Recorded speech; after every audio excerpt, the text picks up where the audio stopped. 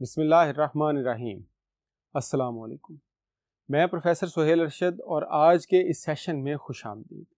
Students, आज के इस सेशन में हम चैप्टर नंबर 9 जो कि एलिमेंट्स ऑफ सी लैंग्वेज का बनता है, उसका टॉपिक प्रेसिडेंस ऑफ ऑपरेटर्स और एसोसिएटिविटी ऑफ ऑपरेटर डिस्कस करेंगे।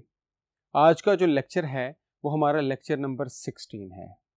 आज से पिछले लेक्चर्स के अंदर हम सारे ऑपरेटर्स जो हैं वो कवर कर चुके हैं।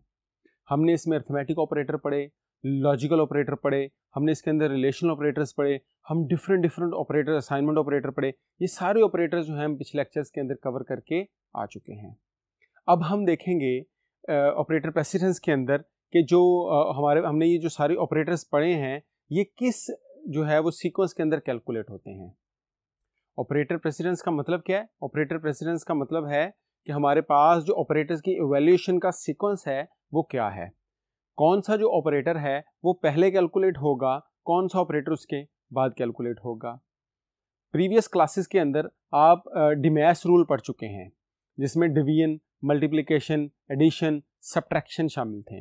लेकिन यहाँ पर सी लैंग्वेज के अंदर चूंकि ऑपरेटर्स की तादाद बहुत ज़्यादा है, तो जब ऑपरेटर्स की तादाद ज़्यादा होगी तो डेफिनेटली उनकी जो प्रेसिडेंस है वो हम डिमैश रूल में कवर नहीं कर सकते। उसके लिए हमें एक पूरा हायरार्की का टेबल बनाना पड़ेगा।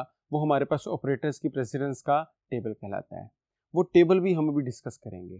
इसमें हम देखेंगे कि कौन सा ऑपरेटर जो है उसकी जो हायरार्की के अंदर वो ऊपर आता है, उसकी प्रेसिडेंस हाई है, कौन सा ऑपरेटर जो है उसकी प्रेसिडेंस लो है।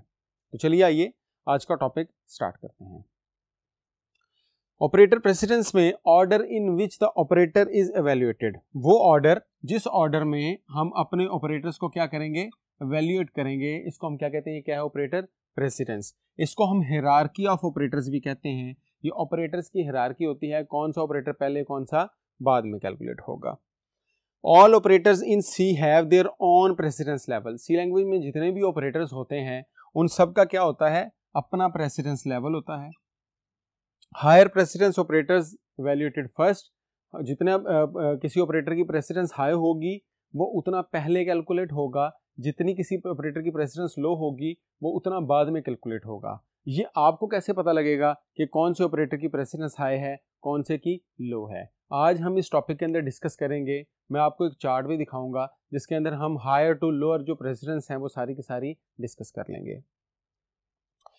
जब भी आपके पास ऐसा एक्सप्रेशन आएगा जिस एक्सप्रेशन के अंदर अरिथमेटिक, रिलेशनल या लॉजिकल ऑपरेटर्स होंगे, तो आप ज़हन में रखें कि सबसे पहले आप अरिथमेटिक ऑपरेटर्स को कैलकुलेट करेंगे, फिर आप रिलेशनल को, और लास्ट पे आप लॉजिकल ऑपरेटर्स को कैलकुलेट करेंगे। ये हमारे पास इसका सीक्वेंस बनता है। इस चीज़ को हम टेबल के अंदर भी कवर कर लेंगे। आप किसी भी एक्सप्रेशन को जब कैलकुलेट करवाने की बात करते हैं तो आपने उस एक्सप्रेशन को फ़ौरन पहले देखना है, एनालाइज करना है, इसमें कौन कौन से ऑपरेटर्स हैं, उसके बाद आपने उस एक्सप्रेशन को जो है वो सॉल्व करना शुरू करना है। क्योंकि छोटी सी जो गलती है वो आपका पूरा का पूरा जो आंसर है वो चेंज करवा देती है। चलिए आइए नेक्स्ट बोर्ड पे कुछ मज़ीद चीज़ों को डिस्कस करते हैं। उसके बाद नेक्स्ट हमारे पास है जी, the expression in parenthesis is evaluated first. हमारे पास एक एक्सप्रेशन अगर आ रहा है और उसके अंदर जो पैरेंथेसिस है, मतलब एक्सप्रेशन के अंदर एक्सप्रेशन है हमारे पास, हमने लिखा a plus B multiply by सी।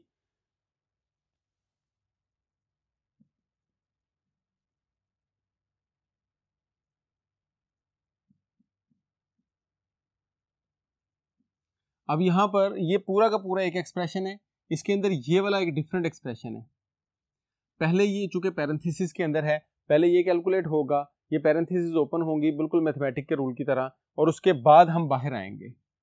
अच्छा, अगर हमारे पास नेस्टेड पैरेंथेसिस होती, यानी कि पैरेंथेसिस के अंदर पैरेंथेसिस होती, तो क्या होता? सबसे पहले हम सबसे अंदर वाली पैरेंथेसिस जो पैरेंथेसिस है उनको सॉल्व करते और उसके बाद हम बाहर वाली को सॉल्व करते। तो ये चीज़ आपने याद रखनी है कि आपको पैरेंथेसिस जो है वो सबसे पहले सॉल्व करनी है और उसके बाद आपने ऑपरेटर्स को सॉल्व करना शुरू करना है। उन पैरेंथेसिस के अंदर जो भी एक्सप्रेशन होगा उसकी भी इवैल्यूएशन जो है वो उसी सीक्वेंस में होगी जिस सीक्वेंस में बाकियों की होगी। ये हमारे पास एक सामने चार्ट नज़र आ रहा है। इस चार्ट के अंदर हमारे पास ये जो ऑपरेटर्स हैं वो यहाँ दिए हुए हैं और उनकी प्रेसिडेंस यहाँ दी हुई है। ये हाईएस्ट टू लोएस्ट प्रेसिडेंस हमने लिखा हुआ है। इसमें जो सबसे हाई प्रेसिडेंस है यानी कि सबसे पहले जो ऑपरेटर कैलकुलेट होगा किसी भी एक्सप्रेशन के अंदर वो नॉट ऑपरेटर होगा। नॉट, लॉजिकल नॉट जिसको हम कहते हैं, ये खाली इस तरह से आता है, ये नॉट इक्वल टू नहीं है। अक्सर स्टूडेंट्स जो है वो नॉट इक्वल टू ऑपरेटर जो है उसको सबसे पहले कैलकुलेट कर देते हैं क्योंकि उसके साथ नॉट लगा होता है। ये नॉट इक्वल टू एक अलग ऑपरेटर है, लॉजिकल नॉट एक अलग ऑपरेटर है। तो यहाँ पर ये जो नॉट है ये हम इसको सबसे पहले कैलकुलेट करेंगे। दूसरे नंबर पे हमारे पास पैरेंथेसिस होंगी, उसके बाद हम जो है वो मल्टीप्लाई डिवाइड रिमाइंडर को कैलकुलेट करेंगे, फिर प्लस माइनस की बारी आएगी। अब आप यहाँ पर नोट करें, मल्टीप्लाई डिवाइड और हमारे पास रिमाइंडर, ये जो तीन ऑपरेटर्स हैं ये तीनों की प्रेसिडेंस क्या है, सेम, ये एक ही प्रेसिडेंस लेवल पर हैं। अब अगर किसी एक्सप्रेशन में ये तीनों ऑपरेटर्स आ जाएं तो हम उस एक्सप्रेशन को किस तरह से कैलकुलेट करेंगे, हम इनमें से कौन सा ऑपरेटर जो है वो पहले कैलकुलेट करेंगे, कौन सा उसके बाद कैलकुलेट करेंगे, ये एक डिफरेंट टॉपिक है, इसको हम कहते हैं एसोसिएटिवली। ये भी आज के हमारे लेक्चर के अंदर शामिल है, इसको हम इसके बाद देखते हैं। उसके बाद प्लस माइनस है, फिर इसी तरह से ये देखें greater than equal to, less than equal to, इनकी जो हमारे पास वो है प्रेसिडेंस वो सेम है इन सारे ऑपरेटर्स की। और अगर आप गौर करें तो आपको नजर आएगा कि जो चीज़ मैंने आपको पहले बताई थी, सबसे पहले आप अरिथमेटिक ऑपरेटर्स को कैलकुलेट कर रहे हैं, फिर आप रिलेशनल को कर रहे हैं, और रिलेशनल के बाद एंड पे जाके आप किनको कर रहे हैं, लॉजिकल ऑपरेटर्स को कर रहे हैं। तो ये इनकी सीक्वेंस भी इसी तरह से बनता है। अच्छा, रिलेशनल के अंदर भी जो हमारे पास हैं greater than equal to, less than equal to, इनकी प्रेसिडेंस सेम है, जबकि जो इक्वल टू और नॉट इक्वल टू है इनकी प्रेसिडेंस इनसे लो है। ये चार्ट आपको याद करना पड़ेगा। आप अपने दिमाग में 3 हिंट्स तो रख सकते हैं कि अरिथमेटिक, रिलेशनल, लॉजिकल, लेकिन अरिथमेटिक के अंदर कौन से ऊपर आएंगे कौन से नीचे आएंगे, रिलेशनल में कौन से ऊपर कौन से नीचे आएंगे, ये आपने याद करना है। यहाँ पर ये हमारे पास 2 रिलेशनल ऑपरेटर्स हो गए, ये 2 हमारे पास अरिथमेटिक ऑपरेटर्स हो गए, और ये 2 हमारे पास क्या हैं, लॉजिकल ऑपरेटर्स। लॉजिकल ऑपरेटर्स के अंदर लॉजिकल एंड और लॉजिकल नॉट जो है, लॉजिकल एंड और लॉजिकल और जो है ये लास्ट पे कैलकुलेट होंगे। उसमें भी लॉजिकल एंड पहले कैलकुलेट होगा और लॉजिकल और जो है वो उसके बाद कैलकुलेट होगा। और सबसे लास्ट पे सबसे लोएस्ट जो प्रेसिडेंस है हमारे पास वो असाइनमेंट ऑपरेटर की है, क्योंकि किसी भी एक्सप्रेशन के अंदर असाइनमेंट ऑपरेटर ने क्या करना होता है, उस पूरे एक्सप्रेशन की जो वैल्यू है वो कैलकुलेट की हुई उसने एल वैल्यू के अंदर रखवानी होती है। हमने एक्सप्रेशंस के अंदर पढ़ा था a multiply by B plus C multiply by D, और इधर हम क्या लगाते हैं, असाइनमेंट ऑपरेटर। तो ये क्या करेगा, ये इस पूरे एक्सप्रेशन को कैलकुलेट करवाएगा, इस पूरे एक्सप्रेशन को कैलकुलेट करवाने के बाद जो आंसर है वो इसमें रखवाएगा। तो ये वाला ऑपरेटर हमेशा सबसे लोएस्ट प्रेसिडेंस का होगा, सबसे लास्ट में होगा, इसको हम कहते हैं ये हमारे पास असाइनमेंट ऑपरेटर है। आपने एक तो ये याद रखना है लोएस्ट कौन सा है, हाईएस्ट कौन सा है। लोएस्ट हमारे पास असाइनमेंट ऑपरेटर है, हाईएस्ट हमारे पास लॉजिकल नॉट है, उसके बाद हमारे पास पैरेंथेसिस हैं, फिर सीधे सीधे अरिथमेटिक ऑपरेटर्स, उसके बाद रिलेशनल ऑपरेटर्स, और उसके बाद हमारे पास लॉजिकल ऑपरेटर्स आते हैं। लॉजिकल ऑपरेटर में से भी लॉजिकल नॉट चूंकि पहले आ चुका है तो बाकी के दोनों एंड पहले आएगा और बाद में आएगा, और सबसे लास्ट में हमारे पास क्या है, असाइनमेंट ऑपरेटर है। आप थोड़ा सा कोशिश करेंगे तो ये टेबल आपको बड़ी आसानी से याद हो जाएगा, और ये टेबल याद करना आपके लिए बहुत ज़्यादा ज़रूरी है, बहुत ज़्यादा इंपॉर्टेंट है ये टेबल आपके लिए। ये टेबल उम्मीद है स्टूडेंट्स आपको क्लियर हो गया होगा। चलिए आइए अब इसी टॉपिक को एक एग्जाम्पल की मदद से देखते हैं। हम एक एक्सप्रेशन को कैलकुलेट करवा कर देखते हैं कि वो उस एक्सप्रेशन को जब हम कैलकुलेट करवाएंगे तो अकॉर्डिंग टू दिस सीक्वेंस उसकी कैलकुलेशन किस तरह से होगी। नेक्स्ट बोर्ड पर जाके इसको हम कैलकुलेट करवा कर देखते हैं। स्टूडेंट सामने स्क्रीन पर हमारे पास एक एक्सप्रेशन लिखा हुआ नजर आ रहा है। इस एक्सप्रेशन को हम कैलकुलेट करवाते हैं अकॉर्डिंग टू द रूल जो हमने अभी पढ़े हैं या अकॉर्डिंग टू टेबल जो भी हमने देखा है। इसके अंदर अगर आप नोट करें तो आपके पास सब यहाँ पर पैरेंथेसिस दी हुई हैं, उसके अंदर एक और पैरेंथेसिस हैं। हमने पढ़ा था कि हम सबसे पहले जो इनर पैरेंथेसिस हैं उनको सॉल्व करेंगे। तो सबसे पहले हम क्या करेंगे, हम इसको कैलकुलेट करेंगे। तो हमारे पास आंसर क्या आएगा, 25 मल्टीप्लाई बाय 6 प्लस इन दोनों को कैलकुलेट किया तो आंसर क्या है हमारे पास 2। फिर उसके बाद क्या लिखा हुआ है जी, ये डिवाइडेड बाय 2 और प्लस 15। अब यहाँ पर हमने इन पैरेंथेसिस को सॉल्व करना है। इन पैरेंथेसिस के अंदर अगर आप देखें तो प्लस और मल्टीप्लाई, प्लस और डिवाइड के अंदर से डिवीजन की जो हमारे पास है प्रेसिडेंस वो हाई है। हम पहले इस ऑपरेटर को सॉल्व करेंगे। 25 मल्टीप्लाई बाय 6 प्लस 2 को 2 पे डिवाइड करेंगे तो 1 आएगा प्लस 15। अब इसके अंदर 6 प्लस 1 करेंगे तो ये हमारे पास 7 आ जाएगा, 7 प्लस 25 प्लस 15। अब ये प्लस और हमारे पास मल्टीप्लाई और प्लस दो चीज़ें आ गई हैं, ये प्लस है ये मल्टीप्लाई है, तो हम पहले मल्टीप्लाई को सॉल्व करेंगे क्योंकि हमने पढ़ा था मल्टीप्लाई डिवाइड और रिमाइंडर की जो प्रेसिडेंस है वो प्लस और माइनस से हाई है। तो ये हमारे पास 175 आएगा प्लस आएगा 15, इसको सॉल्व करेंगे 190 बनता है। तो ये हमारे पास मैंने एक सिंपल से एक्सप्रेशन लिखा और सिंपल से एक्सप्रेशन की जो है मैंने ये कैलकुलेशन करवाई। अगर इस एक्सप्रेशन में यहाँ पर इक्वल टू लिखा होता यानी कि असाइनमेंट ऑपरेटर लिखा होता और इस साइड पे कोई वेरिएबल लिखा होता, तो अगर आप याद रखें या ना याद रखें, कॉमन सेंस की बात है कि पहले ये पूरा का पूरा एक्सप्रेशन कैलकुलेट होगा और एंड पे आके ये जो असाइनमेंट ऑपरेटर है ये चलेगा और ये वैल्यू जो है वो लेफ्ट साइड वाले वेरिएबल को जो है वो असाइन करवा देगा। तो स्टूडेंट्स ये था हमारे पास ऑपरेटर प्रेसिडेंस का टॉपिक, ऑपरेटर्स की अहमियत का टॉपिक। इसके अंदर से आपसे एमसीक्यूज पूछे जाते हैं, इसके अंदर से आपसे इस तरह के क्वेश्चंस पूछे जाते हैं, इस तरह के जो कोई उसको कहते हैं कि शॉर्ट क्वेश्चन की सूरत में भी पूछा जा सकता है या एमसीक्यूज की सूरत में ये जो है वो पूछा जा सकता है आपसे।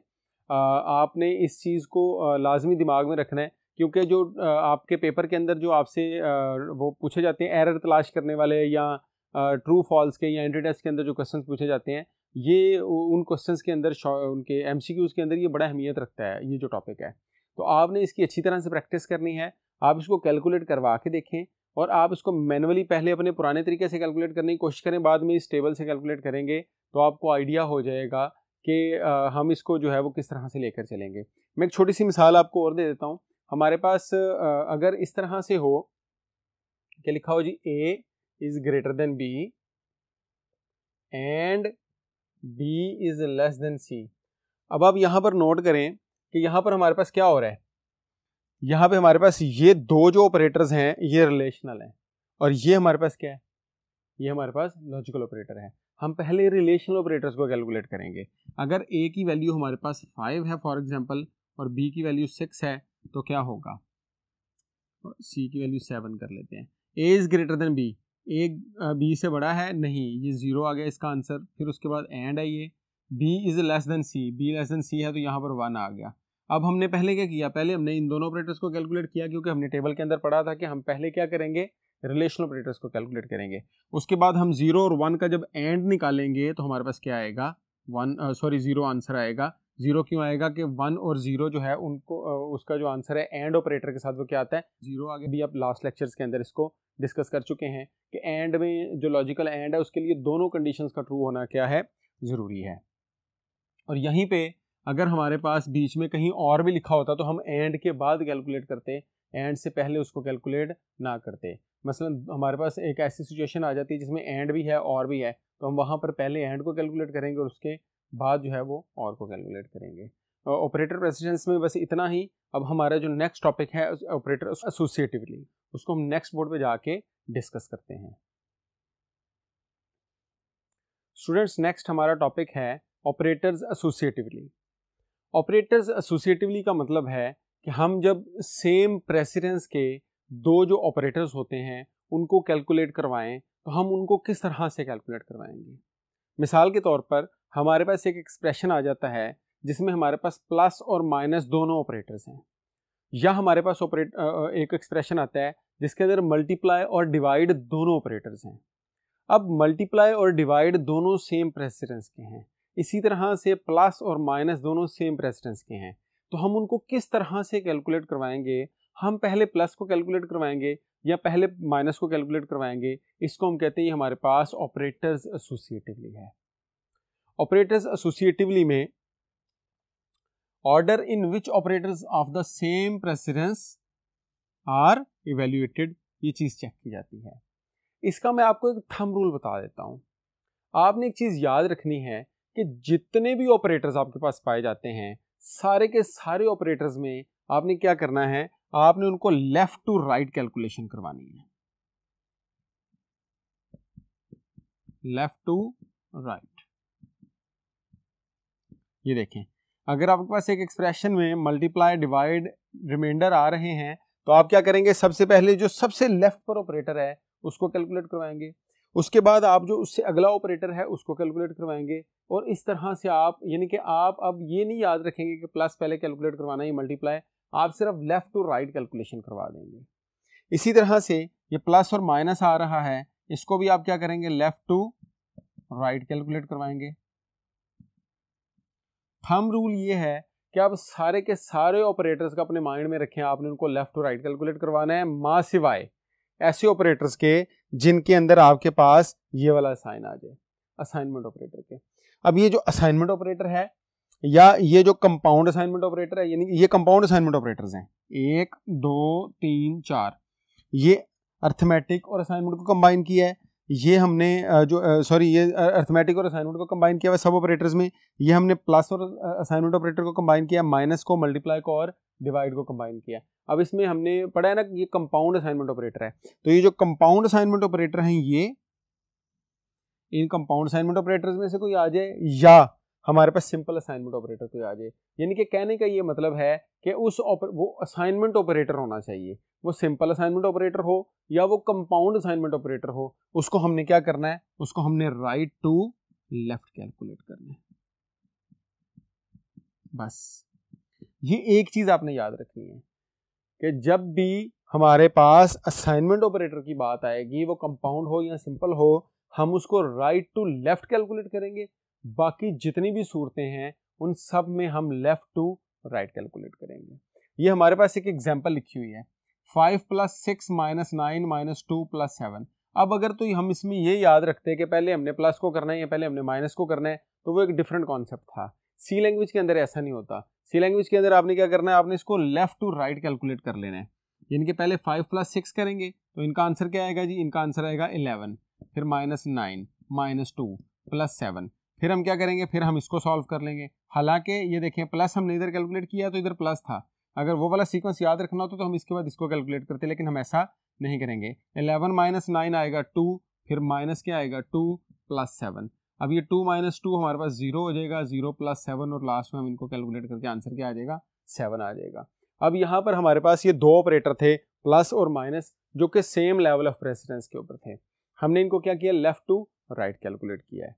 तो स्टूडेंट्स आज के हमारे टॉपिक्स में इतना ही। हमने आज पढ़ा ऑपरेटर्स की एसोसिएटिविटी क्या है, और एसोसिएटिविटी मतलब ऑपरेटर्स की हमने पढ़ी प्रेसिडेंस क्या है।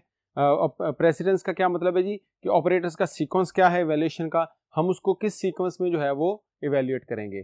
फिर हमने उसकी एसोसिएटिवली पढ़ी। एसोसिएटिवली क्या है जी, कि जब सेम सीक्वेंस के सेम प्रेसिडेंस के दो ऑपरेटर्स आ जाएंगे तब हम क्या करेंगे, तब हम कौन से ऑपरेटर को पहले कैलकुलेट करेंगे। तो आज के टॉपिक में इतना ही। उम्मीद है आज का लेक्चर आपको समझ आ गया होगा। इंशाल्लाह ताला नेक्स्ट लेक्चर में दोबारा मुलाकात होगी। तब तक के लिए अपना ख्याल रखें। अल्लाह हाफिज़।